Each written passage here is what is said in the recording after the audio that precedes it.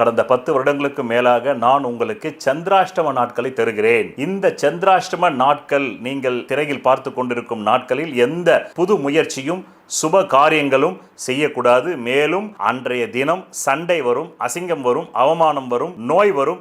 எச்சரிக்கையாக இருந்து இந்த நாட்களில் எந்த புது முயற்சிகளையும் புது வியாபாரங்களும் தொடங்காமல் இருந்தால் நல்லது. தொடங்கினால் பிற்காலத்தில் அது நட்டமாகிவிடும். உங்களுக்கு பிரதி மாதம் பணவரவு நாட்கள் தருகிறேன்.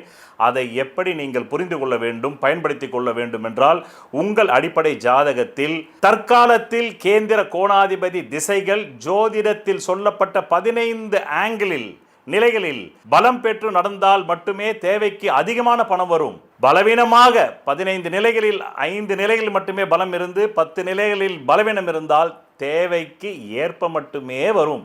அது கூட இல்லை என்றால் தேவைக்கு மிக மிக குறைவாக வரும். இந்த திசை இல்லாமல் வேறு எந்த திசை உங்கள் ஜாதகத்தில் நடந்தாலும். நன்றி, வணக்கம்.